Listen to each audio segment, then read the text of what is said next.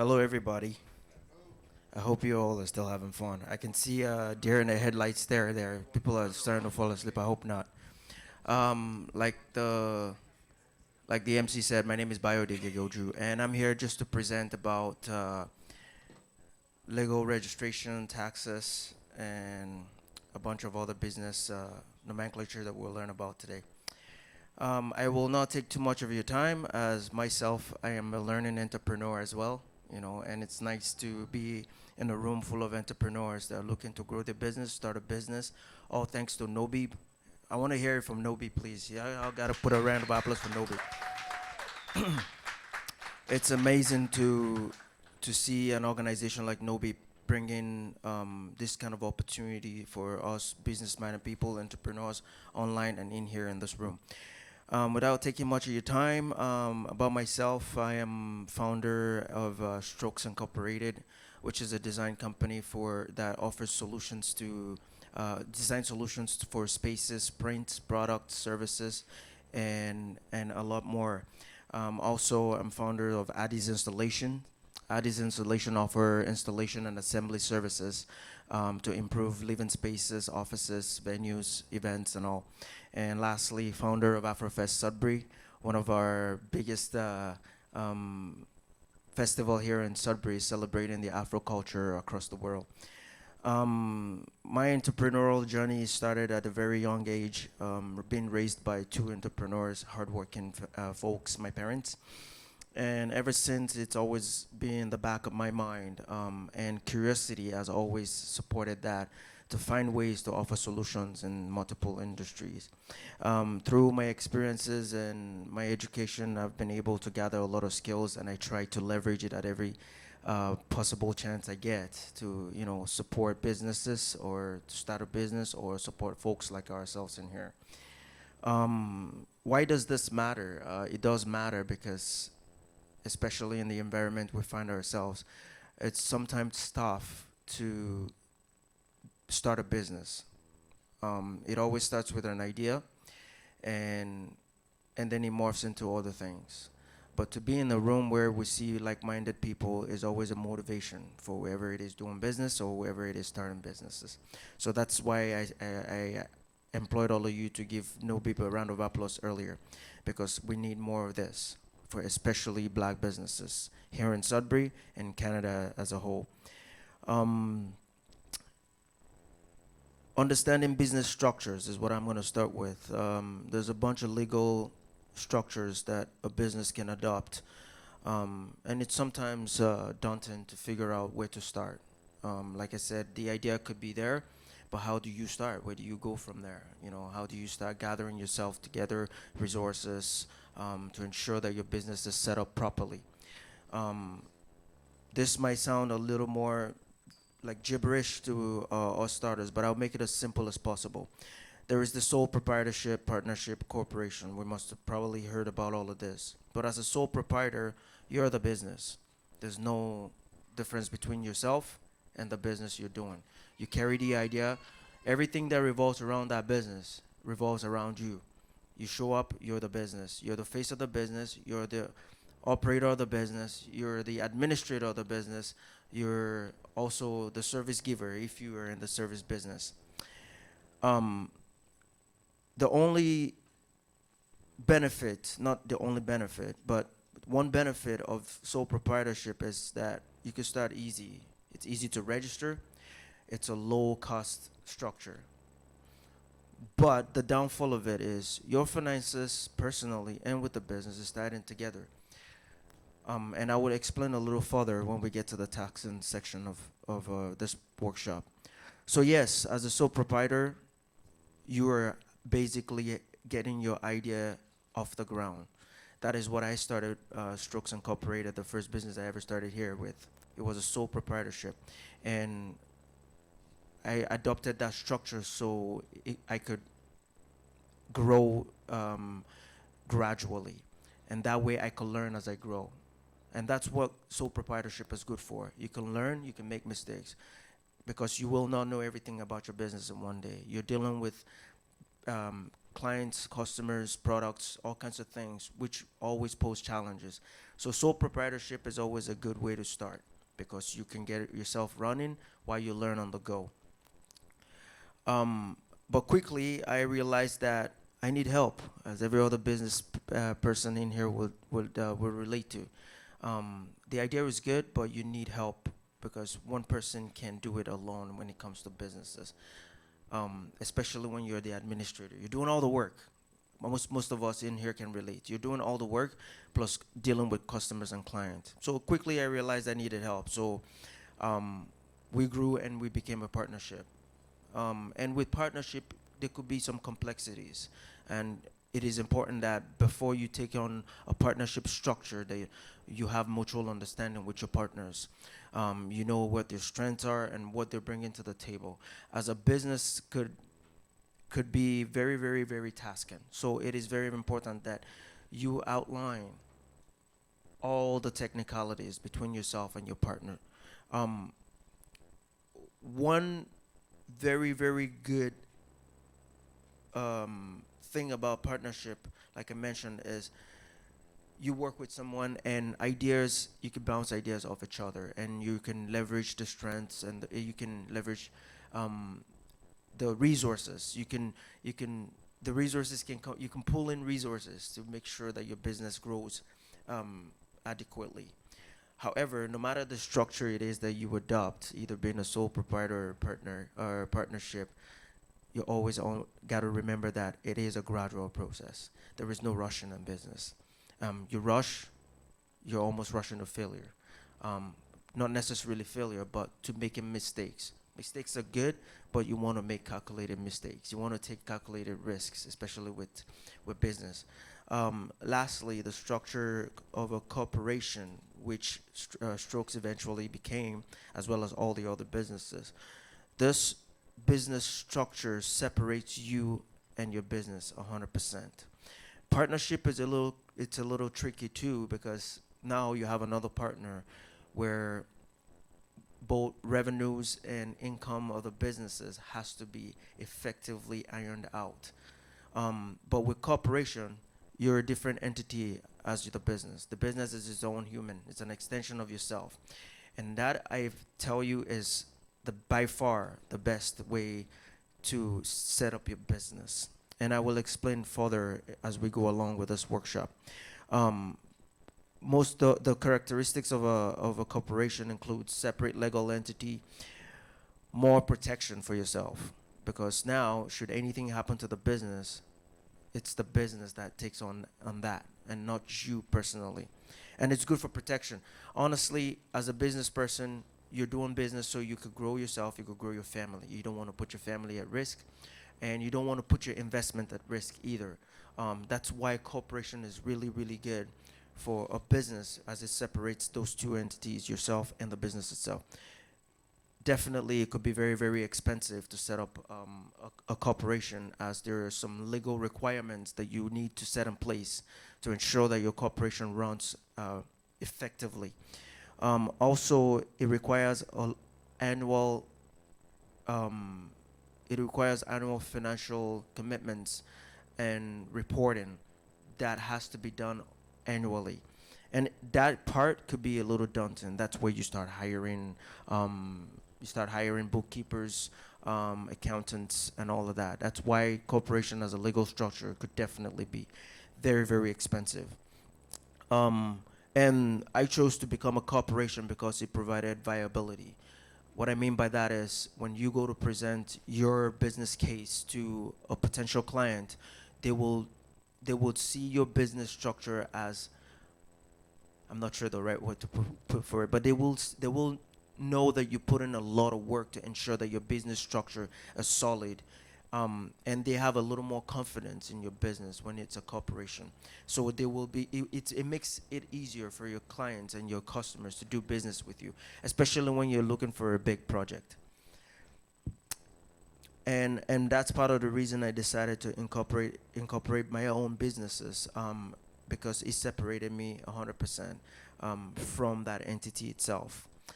Um, one thing I would like to leave with aspiring business or business owners or entrepreneurs in the room is, there's nothing wrong with starting as a sole proprietor.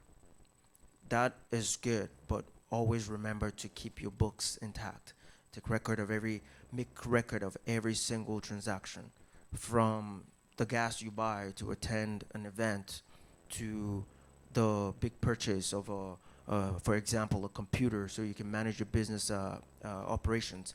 You need to keep records of it, even when you start as a sole proprietor. Because certain times you might not need that record as a sole proprietor, but as you eventually grow to be either a partnership or a corporation, those will be very, very valuable. And I'll touch a little more on that as we carry along. Um, Actually, if anybody has questions, you're more than happy to stop me as I go along. Um, Thirdly, we're going to talk about business registrations and how this is done. There are multiple ways that you could register a business. Thankfully, we have Nobi. You want to register your business, that's the number one resource, especially as blacks in the community. We reach out to Nobi, they will provide you a lot more information. But if you're very hands-on, there's a lot of resources online.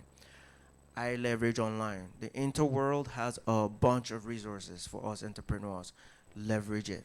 Also, there's the regional business center here in Sudbury. If you have access to that too, that's where I started my entrepreneurial journey. I actually attended sessions like this through the regional business center, and they provided a lot of insight and information and resources to get me off the ground.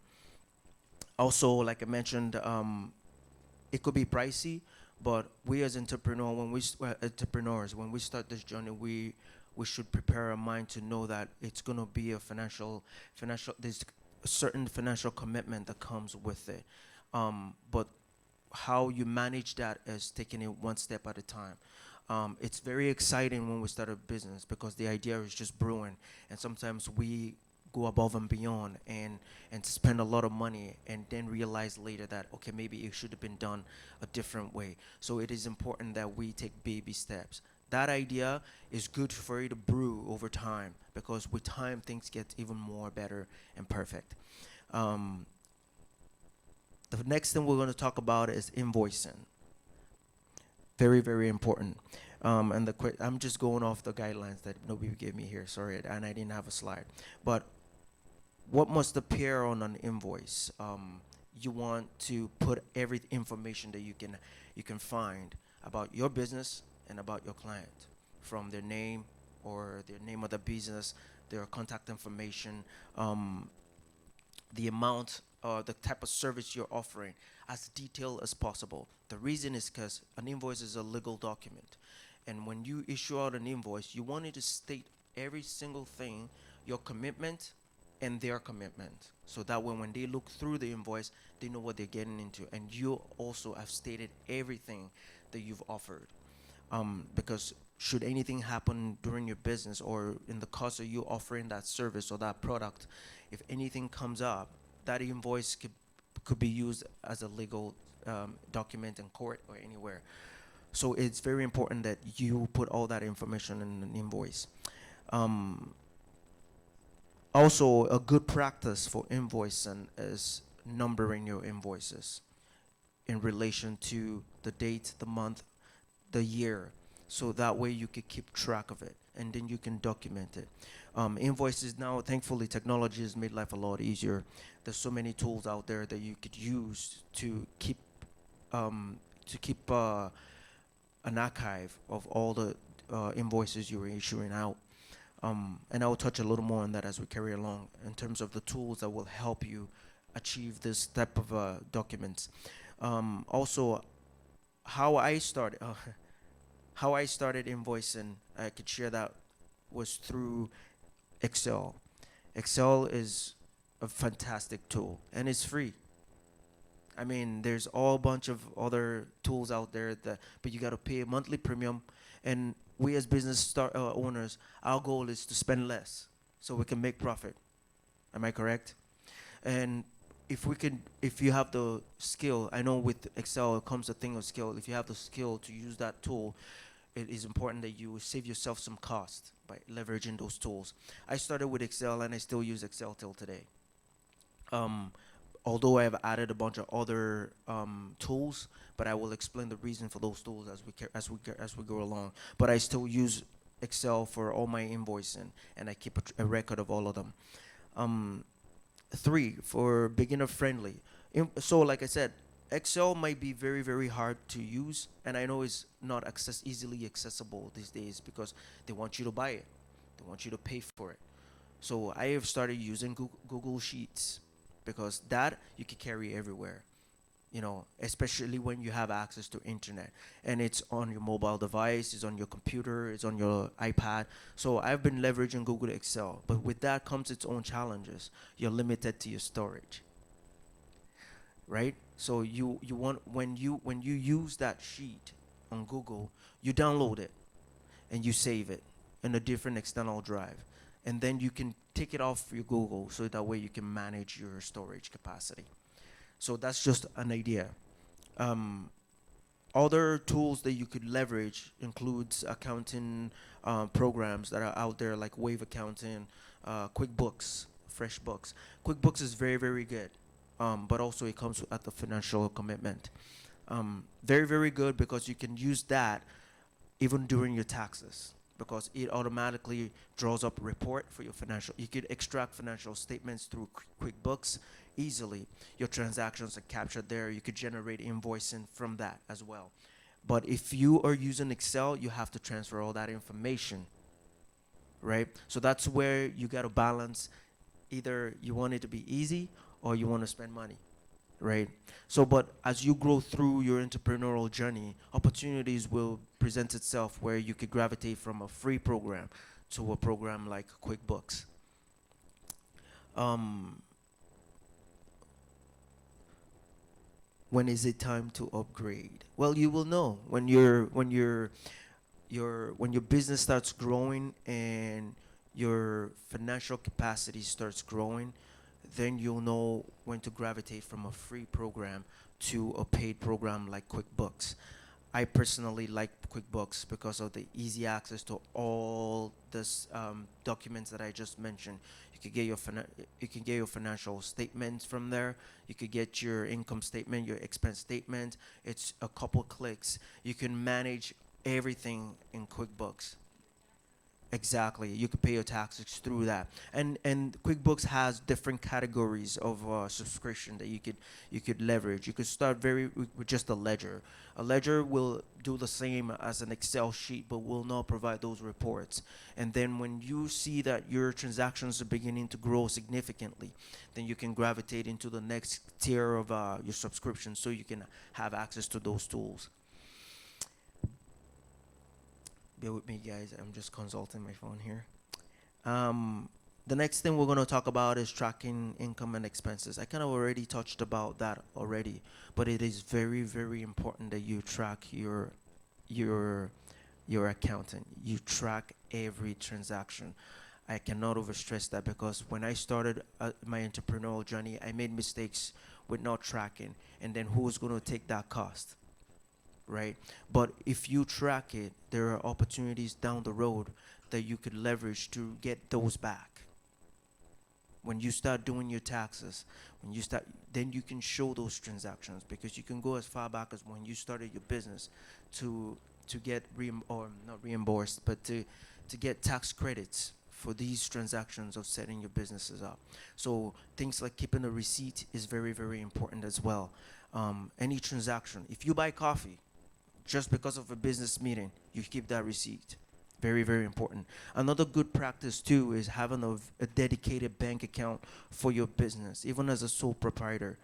It is very, very important because through this account, you don't even have to do extra work, because you can download statements and you can pair them with your transactions easily, you know. But so having a dedicated bank account is super important, so that way you could track. These are mistakes that I made when I started, because I was focused more about the idea and the service that was provided. I was excited and consumed by that, and then forgot to track the transactions. Now years later, I see the importance of setting up a dedicated business account to capture all those transactions. Um, Supplies, expenses, keep receipts, all of that. And the way you keep receipts are important because when you do your taxes, there's potentials that you might get audited by the CRA, and sometimes they request this receipts. So it's important that you save your receipts. Invoices for service providers from your suppliers, keep all them documents. They will serve you in the future, trust me. Um, when to switch to software, I think I kind of touched on that already. When your business starts growing and your transactions starts growing as well, it is time to switch to a software like QuickBooks, which is very user friendly, and that will help you manage all those transactions and all this information in one place. Although it comes at a financial commitment, but it is a good practice to make sure that your business stays valuable and has a good structure in the long run. Taxes. What beginners must know: do your taxes. Even if you made $200, $50, do your taxes. Very, very important. That just keeps your businesses at a good standing across the board, because down you don't want to get to a point where your business is booming and successful and you have tax issues. If you, whatever you make, you do your taxes. The good thing about sole proprietorship is that you can do your taxes with your own personal income taxes. Partnership as well is the same. And to understand how taxes work, it might be best to consult an accountant or a bookkeeper. They will provide more insight. And trust me, take the time to consult. Very, very important, because most of this information will become daunting even when you read about it. But from professionals that offer these services, they can break it down easily for you to understand. But taxes, anytime you need to do your taxes at the end of every year, if it's either you're a sole proprietor, a partnership, or a corporation, each one of them has a significant cost implication to it. As the corporation has the highest. I'm depending on the amount of transaction you have in a year, you could range from $500 to $3,000, depending on the amount of time your accountant takes to collect all your transactions. That's why programs like QuickBooks is very, very good, because it cuts that time in half. If you provide your Excel spreadsheet to an accountant, it takes some time to gather all that information and transfer them into the CRA tax documents. But with QuickBooks, you can even download that document. That's how good it is. Um, what you can deduct, or what taxable, or sorry, tax credit eligible. Oh, sorry. Before I get to that, it says what to set aside. Okay, this is a very good one. Because sometimes as business owners, we spend our profit before we even get it, just because there's all kinds of expenses that's ongoing, right? We spend our invoice before we even get it, right? So it is very important that you put something aside, and you start small. Yes, 10% or even 5%. It's still something, especially with taxes, and because sometimes, especially I can speak from my own experience. When I started, I never charged taxes. Very bad practice. Charge your taxes. And the reason for that was because I was like, okay, well, from my understanding at that time, I was like, okay, well, I haven't made $30,000 yet, so I shouldn't be worried about taxes. But you're wrong. Even if you make $300, do your taxes. Take aside a portion of that. Give yourself a number, because at the end of the year, you will pay taxes when you get your taxes done. And if you didn't put something aside, you'll be scrounging for money. And we all know how businesses work sometimes. Some months business is good. Some months business is not. So by putting something aside, we'll accommodate and compensate for that gap in cash flow. So yes, anything from 10 to 30% is a good practice to put aside. And at the end of the fiscal year, you will see the value in putting that aside. From when you do your taxes, if you're required to pay taxes at that time, that's where you draw from. You're not waiting for the invoice that's yet to come in, you know, to pay that tax. You're already set up for it. So it's a good practice to put something aside. Um, And what can be deducted from your business operations? A lot of things. A lot of things. As a corporation, you can basically live for free, but not necessarily. As a corporation, there are things that you have to make sure that you track. And I will give you example. An example is like a home office. You could leverage the internet, you pay for that, the phone service, the supplies you buy for your business operations, your marketing. Say you decided to do advertisement or promotion, or you employ the service of a graphic designer or a marketer like Fatu over there. Those are things that could be deductible. You buy a vehicle, you were buying gas, but with that you got to track your mileage. When you wanna get a tax write-off for a vehicle or for the gas that you buy to operate that vehicle, be sure to record your mileage. There are tools that can help you. There's apps these days that can help you.